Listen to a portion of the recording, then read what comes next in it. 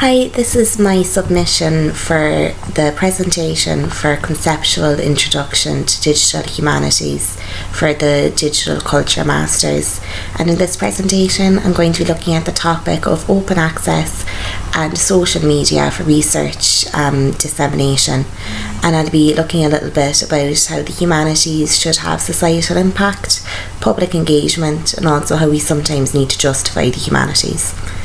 So I'm not sure whether many other people who are doing this course had a similar experience to me, and that when they told people they were going back to college to do a Masters of Arts in the School of English, I came across a few negative attitudes towards this, where people were basically asking why or what's the point. And I think this is a very common attitude in Ireland, especially since the recession, in that it's not a job or a field known for good job prospects. And frankly, when I left college, there was very few job opportunities in any sector anyway, for that matter.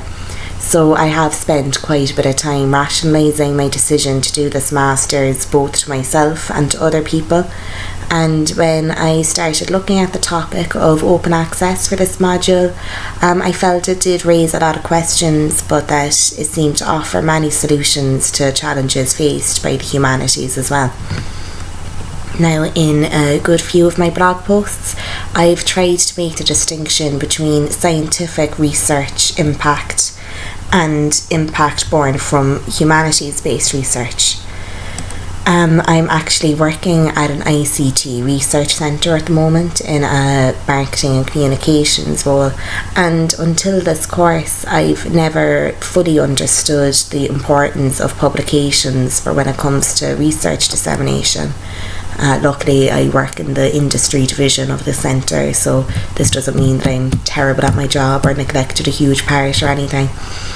But at work, I have heard the issue of IP, intellectual property, pop up time and time again when it comes to proposals or especially publications. Now, in the place I work, software and hardware engineering, sensor development, networking and protocols, these are just all different areas that we'd have expertise in, and it's very highly technical. But it's very understandable why my colleagues would be quite sensitive about publishing information in papers that should be patented, because quite a lot of the time they might have invented basically a new process for doing something, and it's very understandable that they won't want somebody stealing their ideas and profiting from it. But when I look at the humanities, I see very little substance to any argument against open access, and in fairness, I haven't come across many. When I've been looking up different papers on it, most people do seem to be in support of open access. But I think the humanities is unique in that it needs to justify itself more than other fields or other disciplines, and taxpayers rightly do feel like they should have access to research that their tax is paid for. For many people in the general public or taxpayers, I think that they mightn't really hold humanities-based research in the same regard as scientific-based research, and of course that's quite understandable as well. I mean, the humanities do not change our understanding of scientific principles. We're not developing any cures to diseases or inventing devices with life-saving applications or anything like that. So when endless research organisations across the world are dedicated to noble causes such as these, you do come across people who kind of question what real value the humanities hold and what real impact the humanities can have. Now, I think that public engagement is key to the humanities, because for many, as a profession, it's slightly dismissed as a hobby. But as well, it's also unique because many people who don't come from a humanities background or have any degree in it or anything like that would have a genuine interest in topics such as literature and history and many other topics that would be based under the whole humanities umbrella.